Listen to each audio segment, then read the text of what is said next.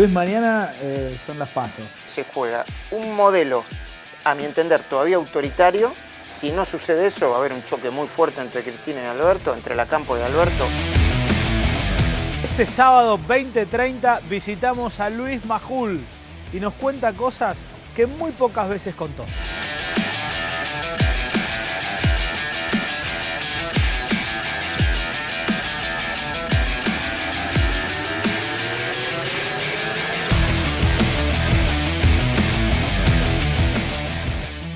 Hoy vinimos a visitar a Luis Majul. No necesita carta de presentación. A su espacio, a su escritorio, a su oficina, a su usina de ideas, a margen del mundo. Luis, ¿qué es esto? ¿Qué es margen del mundo? ¿Qué es margen del mundo? Bueno, le pusimos margen del mundo porque está en el borde del distrito audiovisual, pero del lado de adentro, como la cornisa, Claro. Siempre en los bordes, Ahí. pero del lado de adentro. Y se llama margen del mundo porque los que viven muy lejos de acá podrían decir que es el C del mundo. Y en vez de ponerle C del mundo, le pusimos margen del mundo. Es en Concepción Arenal y Warnes. Y acá no solamente hay un museo de periodismo. Dicen que es privado, pero está mal la concepción eso de que es un museo privado. Es un museo abierto al público, donde hay historias, biografías, mucho material para que la gente pueda saber quiénes fueron las grandes figuras del periodismo reciente y qué hicieron. Y también es el lugar donde se produce La Cornisa, donde hacemos muchas cosas vinculadas con 4 días, donde producimos también parte de nuestro programa de radio, que se llama La Tarde en CNN Radio, y donde hacemos 2 veces por año una feria que se llama Leer y Comer. Vamos a aprovechar un poco la visita para hablar de cosas de las que habitualmente, por lo menos yo no te escucho hablar demasiado, ¿no? ¿Cómo era tu familia? ¿Cómo fue tu infancia? ¿De dónde venís? Mira, este es un barrio que está, por allá está el cementerio de la Chagalita, por allá está la estación Paternal, por allá está Villa Crespo. Yo nací para allá, unas pocas cuadras, en Monplan y Aguirre. Para allá jugaba al fútbol en el club Añasco, al baby fútbol. Después eso me permitió jugar en las inferiores de Ferro. Yo llegué hasta la quinta de Ferro. Así que soy un jugador profesional. ¿Frustrado no? ¿Seguís jugando al fútbol? No, hace poquitito que dejé de jugar al fútbol porque tengo un problema en la rodilla que estoy tratando de mejorar con la natación. Yo siempre, jugué en la calle, tuve que trabajar desde pequeño. ¿Qué hacían tus viejos? Mi viejo era óptico y mi mamá ama de casa. Nací en una familia humilde, de mucho laburo. Yo me puse a laburar de pequeño, primero para costearme los gastos de los fines de semana y de las vacaciones, y después seguí laburando fuerte. ¿Y cuándo sentiste, si es que hubo algún momento bisagra, que te picó el bichito del periodismo y dijiste, bueno, mi vida va a ir por acá? Yo empecé a trabajar en una revista que competía con El Gráfico en ese momento y se llamaba La Hoja del Lunes, una revista muy progresista, agresiva y polémica en el sentido, muy crítica del fútbol tradicional, de la AFA, de algunas cuestiones políticas que había predictadura, y yo empecé a trabajar en esa revista como cadete, y empecé a escribir los partidos de la Divisional C. El primer partido que escribí fue la primera crítica que hice, en el comentario que hice, fue un partido en el que jugaban Lanús y Doksuk. Ganó Lanús 6-0 y fueron 30 líneas que entregué tarde y utilicé todos los lugares comunes que se puede utilizar en la profesión y que no recomiendo. Así que un origen en el periodismo deportivo. Sí, claro, sí. Pero, a ver, yo no era un periodista deportivo clásico. Laburé en Radio Continental también como coordinador de un programa que conducían Quique Wolf, en ese momento estaba Jorge Azcárate, que se llamaba Competencia. Y después seguí en Radio Continental. Después todo Víctor Hugo con Competencia. Claro que sí. Pero yo no era un periodista deportivo clásico al que le importaba la formación de los equipos, cómo jugaban los equipos, sino qué había detrás del negocio del fútbol. La AFA, el poder, los pases de los jugadores. Ya de chiquito ahí. El otro día estaba conversando con un colega de esa época y me decía, ya había lavado de dinero en ese momento. Lo que pasa es que no había organizaciones que lo detectaban. Y a mí siempre me importó eso. Y si no hubiese sido periodista, escritor o, nombre vinculado a los medios, ¿qué te imaginás? ¿Qué otras pasiones te hubiesen? No, yo creo que hubiese estado por el lado de la escritura, ¿no? Yo escribía de muy chiquitito. Te remonto a parte de tu pasado laboral Sí. también, ¿no? En un momento estuviste en A Dos Voces con Marcelo Bonelli. Mi primer año de televisión fue Sí, en A Dos Voces. en A Dos Voces. Mi primera intervención en televisión fue como columnista en 9 Diario. Sí. También fui columnista del noticiero. En ese entonces era Telefe. Sí. Un par de noticieros, así investigaciones. Sí. Y después conduje junto a Marcelo Bonelli A Dos Voces el primer año. Sí, sí. Mirá qué paradojas del destino. Hoy Silvestre en una punta ideológica, bueno, es válido decirlo, y vos en la otra. ¿Qué pasó en ese momento? Porque un programa tan fuerte, con mucho rating, con mucha audiencia, ¿por qué se dio la desvinculación? Mi desvinculación. Sí, Yo en ese momento sentía que... Porque, digo, dejar a veces un programa que es un éxito, que o te fuiste o te fueron. ¿cómo? No.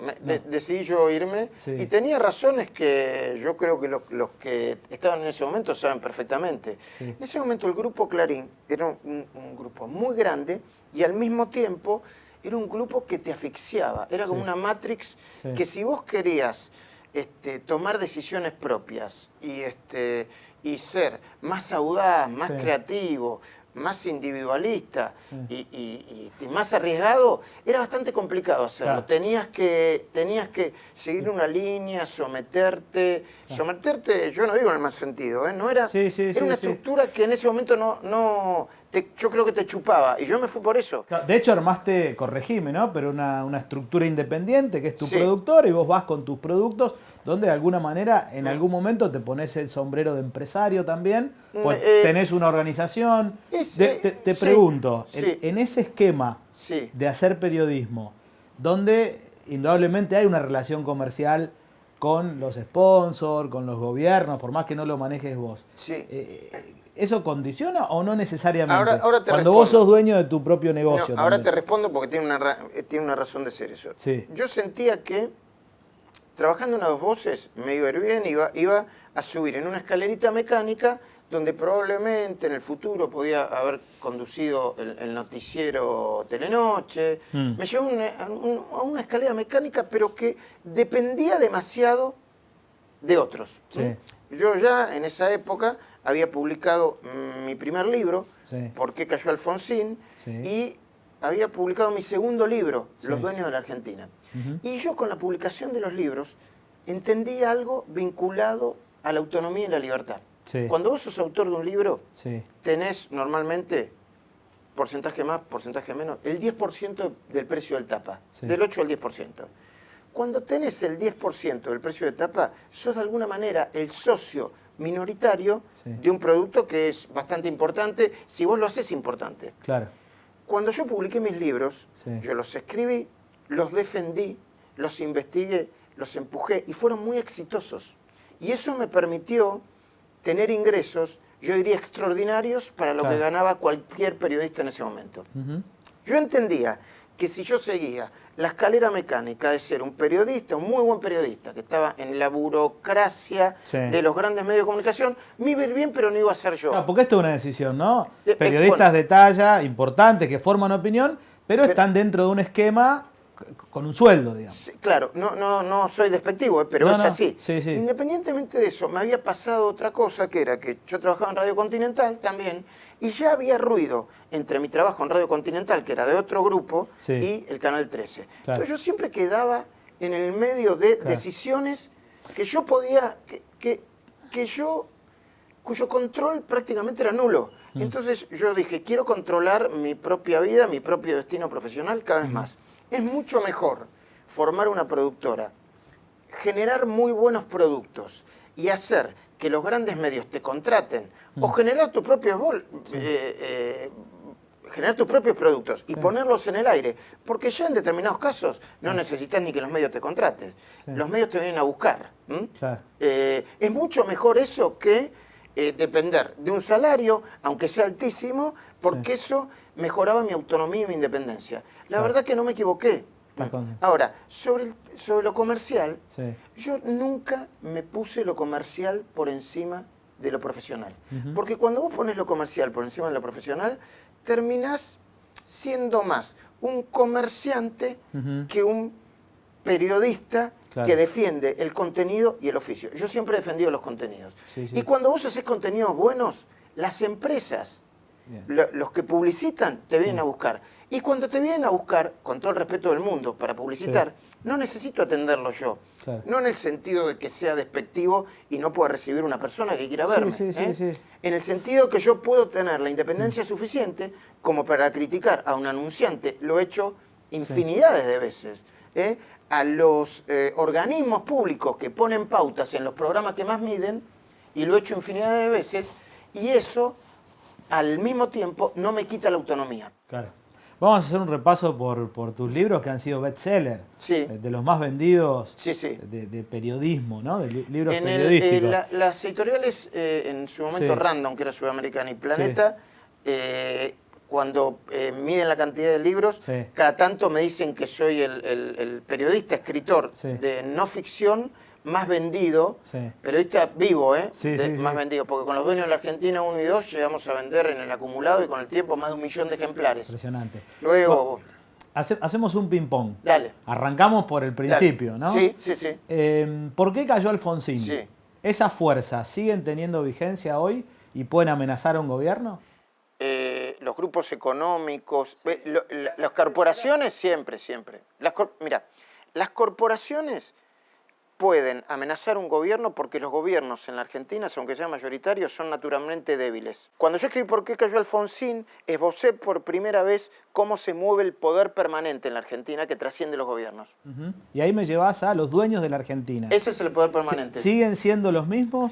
Porque en otro momento, ahí al toque nomás, escribiste los nuevos ricos de la Argentina. Que de alguna los manera dueños de la Argentina, los dueños de la Argentina 2, los nuevos ricos de la Argentina. Si comparás esas familias y esas empresas, ¿siguen vigentes o ha habido una mutación en los últimos años? Hay algunos que permanecen y hay otros que cambiaron. Sí.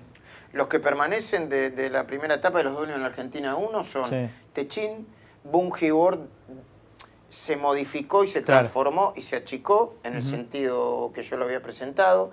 El grupo Macri también, desde el punto de vista económico, se achicó muchísimo. El grupo Macri llegó a facturar 5.000 millones de dólares. Voy de nuevo. Llegó a facturar 5.000 millones de dólares y tenía activos por esa plata, más o menos. Y ahora es chiquitito así. Creo que queda Sideco y alguna otra cosa más. Yo creo que los Bulgeroni sí quedan a través de esa empresa petrolera. Queda también Techín. Pero se puede hacer los nuevos dueños de la Argentina, sí se puede hacer. ¿Por qué no hacerlo en algún momento? Yo siempre estoy dispuesto a escribir. ¿Qué es lo que más te llamó la atención cuando escribiste El Dueño, a propósito de la vida de Kirchner? Yo decidí escribir El Dueño después de un viaje que hicimos en abril con Mariano Con y Gastón Duprat, donde íbamos a filmar a Néstor Kirchner en una cumbre presidencial, en esa cumbre tan famosa en Austria, Viena, donde Evangelina Carrillo, creo que era, se sacó, se desnudó y quedó haciendo una protesta en Greenpeace, porque tanto Néstor Kirchner como Alberto Fernández, que ahora vuelve a estar en la picota como candidato a presidente, me habían prometido que nos iban a recibir porque iba a ser uno de los protagonistas de la película Yo Presidente, que terminamos realizando con Gastón Duprat y Mariano Cot, y la hicimos. Bueno, viajamos con todos los equipos. Kirchner no nos recibió.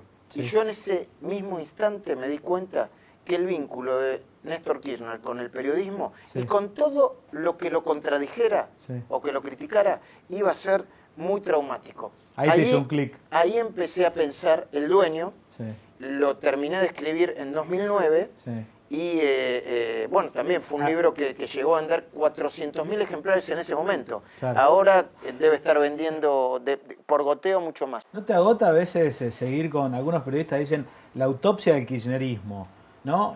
Con esas denuncias permanentes, con tanto foco puesto en la corrupción del kirchnerismo? Es que hay una manera. No, hay una manera de no porque todos los días hay cosas nuevas. Hay una manera que te canse, que vos repetís siempre lo mismo como si fuera una letanía. Pero cuando hay todos... Mira, por ejemplo, el domingo pasado en La Cornisa mostramos un expediente en donde aparece de nuevo Hugo Moyano y vos decís, ¿de nuevo Hugo Moyano? Otra vez Moyano. Sí, pero está Moyano en un expediente de la megacausa de corrupción más importante después de los cuadernos de la corrupción, que es la del fútbol para todos. ¿Y por qué está Moyano? Porque está vinculado a una financiera que cambiaba cheques para Independiente y a un fideicomiso que se llama Arístides, que hacía un negocio eventualmente de lavado con los jugadores de Independiente en el exterior. otra vez Moyano, es nuevo, es nuevo. ¿Lo inventé yo? No lo inventé yo. Claro. Hay una manera de que uno se canse menos de hacer esto. Sí. No afanen más. Muchachos, si no afanan más, yo les prometo que no voy a investigar más. ¿Está bien? Clarísimo. Ellos o cualquier otro gobierno. ¿Tiene algún costo eso? Porque imagino que debe ser duro salir a la calle con una sociedad tan partida, con una grieta tan manifiesta, haciendo un periodismo casi de trinchera, con mucha investigación. No de trinchera peyorativamente, Luis. No, yo sé que pero no es un periodismo tampoco de trinchera. Picante. Pero no me digas que no te complica caminar. No. Mira, a ver, empecemos de nuevo. Depende de la perspectiva donde uno se pare. Sí. Si alguien habla de periodismo de trinchera es porque alguien antes cavó la trinchera, ¿no? Sí. ¿Quién cavó la trinchera? Yo lo tengo muy claro. El kirchnerismo desde el conflicto con el campo. Ahí empezó a cavar la trinchera. Segundo, alguna vez Julio Blanc dijo que en algún sector se hacía periodismo de guerra. Yo no hago periodismo de guerra, yo hago periodismo de investigación y de opinión. Entonces viene uno y dice, pero investigás también al Correo. Yo sé cómo está la causa del Correo. Cuando la causa del Correo avance, y mucho más de lo que está ahora, que está congelada, en donde Mauricio Macri ni siquiera está imputado, no lo estoy defendiendo, yo voy a avanzar con la causa del Correo. Y no mucho más. Ahora, ¿hago periodismo de trinchera? No hago periodismo de trinchera. Tengo opinión. Claro. ¿Por qué tengo opinión? Tengo opinión sobre el autoritarismo kirchnerista. Combato el autoritarismo kirchnerista. No me gusta que me lleven de las narices. No me gusta que me reten. No me gusta que me digan cómo tengo que hacer periodismo, aunque me puedo equivocar.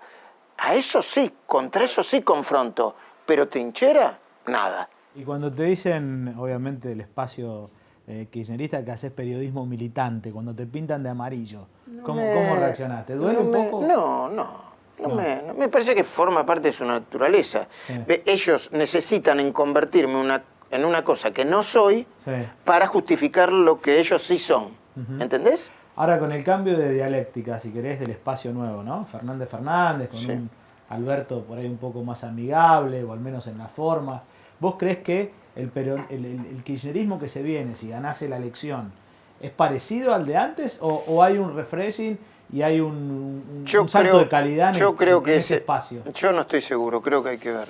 Yo soy periodista, trabajo con datos. Los datos que yo tengo sobre Alberto Fernández con respecto a lo que es y a lo que quiere cambiar son los siguientes. El único dato que tengo es una parte de chat que intercambiamos, donde yo le dije a Alberto que no porque yo fuera muy importante, pero que necesitaba que nos sentáramos a tomar un café para que me explicara cómo fue que en julio de 2008 yo estuve en su departamento, en su casa, donde él me explicaba por qué se iba del gobierno y daba las razones de por qué se iba del gobierno. Y hablaba de corrupción, de autoritarismo, de cosas tremendas. ¿Y por qué ahora está con Cristina? ¿Por qué antes criticaba? Vamos a ponerlo de este modo, Carlos. No era que Alberto criticaba a Cristina de una manera aleatoria o suave o abstracta. Le dijo psicópata. Vamos de nuevo. Alberto Fernández le dijo a Cristina psicópata. Es más, yo creo que Alberto, durante esta campaña, se cristinizó mucho más que lo que Cristina se albertizó. ¿Nada rescatás del kirchnerismo? Sí. ¿Qué rescatás? A ver, vos hablás de kirchnerismo. Los primeros 2 años del gobierno de Néstor Kirchner fueron los mejores de todos los gobiernos de la democracia desde 1983 en adelante. Los primeros 2 años. Después, con la salida de La Baña, la intervención del INDEC, el kirchnerismo empezó a intervenir en el INDEC en enero de 2007. En enero de 2007, no después, en enero de 2007. Bueno, a ver, la asignación universal por hijo. La asignación universal por hijo es un proyecto que hace muchos años presentó Germán Abdala y ATE en un espacio que se llamaba el Frenapo o algo así. Luego lo tomó para sí Elisa Carrió. Y luego Cristina Fernández de Kirchner lo implementó. La asignación universal, que no es universal, la asignación por hijo, la aplaudo, pero la aplaudo. Muy bien, muy bien. El matrimonio igualitario, lo aplaudo, muy bien. Yo fui uno de los padrinos del primer matrimonio igualitario acá en la ciudad. Muy bien. Muchas cosas del kirchnerismo. ¿Y hasta qué punto robar invalida por ahí acciones políticas o políticas que se ejecuten en tu escala de valores, digamos. Para mí ¿Inhabilita todo o no necesariamente? Para mí no hay justificación para el afano. No hay justificación para el afano. ¿Por qué? Porque afanar es una especie de parte de una mentira enorme. Si vos estuviste haciendo campaña a favor de los pobres, con un Estado eficiente, etcétera, etcétera, en contra de la corrupción, si vos arrancaste un discurso, el de Néstor Kirchner, diciendo va a haber raya para los evasores porque la corrupción, y después afanás, para mí no tiene justificativo. Luis, mañana son las PASO. Sí. En un momento parecía que iba a ser una encuesta, en realidad la que valiera octubre, pero con semejante polarización, ¿se juega algo más que una simple encuesta? Sí. Aunque no haya de repente una interna dentro de los espacios para elegir los candidatos. Sí, se juega mucho, ¿no? A ver, no tiene el dramatismo de que mañana nos vamos a morir todos, ¿no? Sí. Pero tiene el dramatismo de que se juega un modelo, a mi entender, todavía autoritario, que te impone, que va a plantear muchas restricciones para el periodismo. Sí. Si no sucede eso, va a haber un choque muy fuerte entre Cristina y Alberto, entre la Cámpora y Alberto, y ojalá que esto no. Y un gobierno que tiene que mejorar mucho, que necesita apertura, pero que los mínimos valores democráticos y de convivencia y defensa de las instituciones los tiene. Te puede gustar más o menos, pero está en juego mucho eso. Y yo diría que es bueno que la gente vaya a votar porque son como una especie de primaria. ¿Y por qué? Porque si el Frente de Todos, que está, según todas las encuestas que se conocieron antes de la veda, está bastante seguro de ganar en las PASO, la diferencia con las que gane puede ser crucial y puede perder el gobierno de Cambiemos y puede perder María Eugenia Vidal. Y yo creo que la mayoría de la gente, aunque todavía no se exprese en las urnas, si tuviéramos que plantear una mayoría finita, que gana al final del camino, esa mayoría de la gente no quiere volver para atrás. Hacés televisión casi todos los días, de lunes a jueves, el domingo laburás también. Sí. Tenés un programa de radio picante, estás con proyectos, Radio Berlín. Tengo una radio, es Radio Berlín. En un momento no decís, bueno, pará, voy a descansar un poquito, voy a jugar a la pelota, voy a disfrutar más de otras cosas. ¿No te considerás un poco un workaholic? Va a 220. No. Soy un adicto al trabajo que a veces va a 220 y a veces baja la velocidad. Y que disfruta. Mira, vengo a nadar con mi hijo. Que es algo, mi hijo es una persona grande de 26 años que acaba de obtener una maestría en ciencia política en una tesis que se llama La influencia de Nietzsche en Weber entre 1888 y 1892. Yo he sido parte de la presentación de esa tesis, la he disfrutado.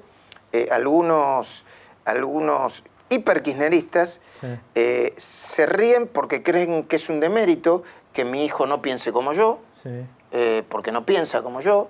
Tampoco sé si es kirchnerista, creo que es no es macrista o no va a votar a Macri y es muy probable que, no sé a quién va a votar, pero es muy probable que si tiene que elegir entre Alberto y Macri, elija Alberto. Y eso para mí es bueno. Y tengo una relación amorosa, también disfruto de mi trabajo. Cuando siento que se empieza a chocar la adicción al trabajo con la propia salud o con lo que yo puedo dejar de compartir, ahí levanto un poco el caballo. Tenés en materia laboral, ¿no?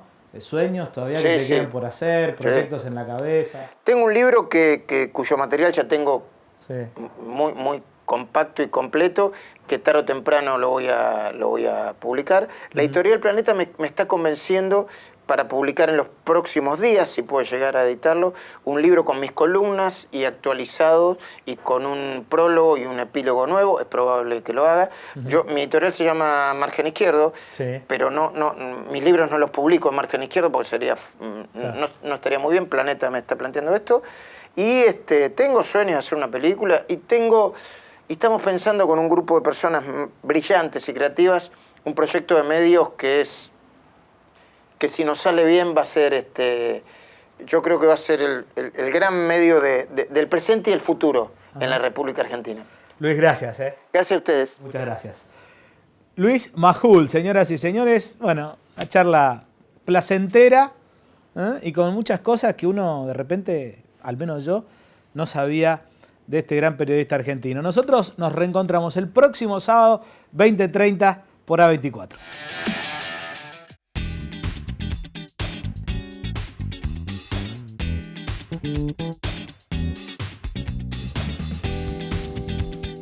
Disfrutá del invierno con las mejores recetas de Novillo Argentino, la mejor carne del mundo. Ahí vamos a estar, con la bolsa más vendida en todo el mundo. Ahora más que nunca.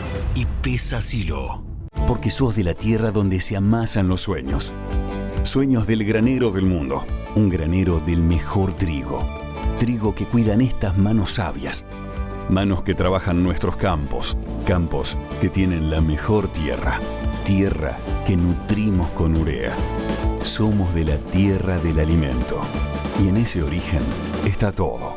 Profértil, vida para nuestra tierra.